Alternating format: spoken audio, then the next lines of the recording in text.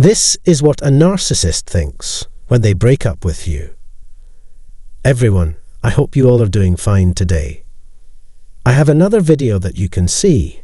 Without further ado, let's get started on the issue of the day. The significance of severing all emotional relationships with a narcissist as soon as possible can't be underestimated. People need to be aware of the fact that narcissists have the power to make us continue to live in the past, even when they are not around. No matter how diligently you attempt to steer clear of narcissists and have as little interaction with them as is humanly possible, it's likely that you'll never be able to break free of their hold on you.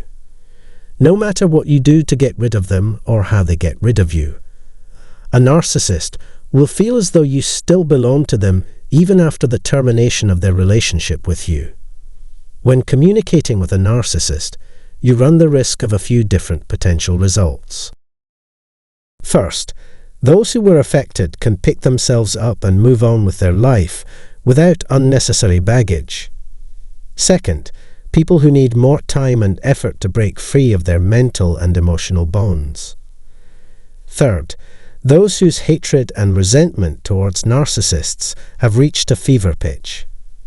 Since only the latter two categories still maintain substantive interactions with narcissists, they will be the focus of today's topic. An obsession with their victims often defines narcissists, so it's not surprising that they would devote so much time and energy to them.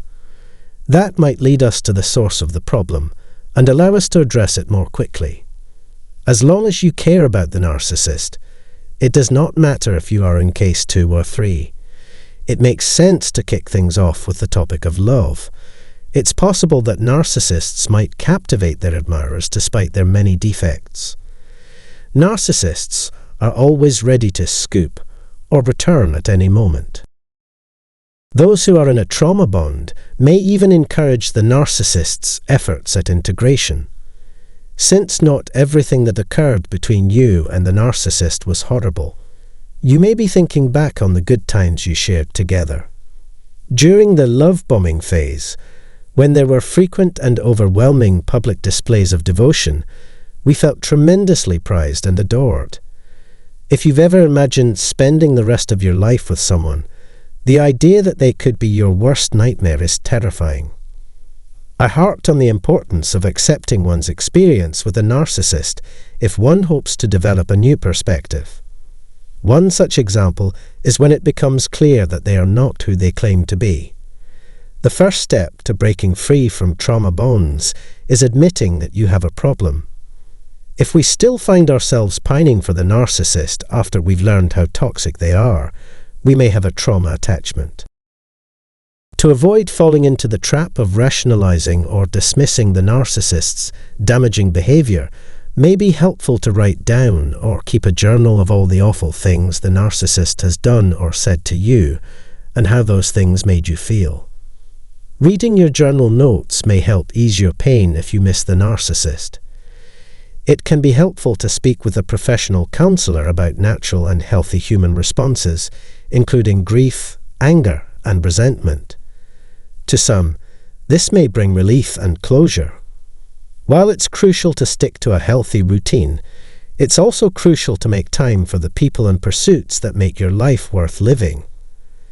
This tactic can be useful in regaining your dignity and creating psychological space between you and the narcissist. Keeping a notebook in which one writes nothing but encouraging thoughts is a great approach to improving one's self-esteem and happiness. Second, we will discuss the emotion of hatred. By holding animosity for the narcissist, we hurt ourselves more than we hurt them. If you are always on edge, waiting for the narcissist to do something, it could be detrimental to your mental health. The nervous and immune systems are particularly vulnerable to the daily barrage of stress and bad energy. It's literally making you sick to your stomach and mind. Ironically, our dislike for the narcissist is very similar to affection. Both love and hate are powerful emotions that affect the whole person. The narcissist does not need our attention, enthusiasm, or sympathy after depleting those resources. That's why they'll go to such lengths to get you to give up your freedom of thought and action. Our objective should be to achieve a state of emotional distancing from them in which we are conscious of their existence, but no longer feel any sort of attachment to them. Forgetting about past events is the only way to get past the time when they are still pertinent. We've become immune to their allure since we frequently deal with them. Refusing to acknowledge their existence will force them to face the fact that they can't hide anything about themselves, including their ideas, activities, or even their presence. Remember that making and maintaining eye contact with a narcissist can be quite tiring. Keep in mind that you can break free from a narcissist by emotionally distancing yourself from them. The lack of interest is a major problem. Thank you so much if you've watched this far. I will make more of an effort in future videos to provide explanations that are easy to follow and helpful. Please share your ideas and opinions on the topic in the comment section below.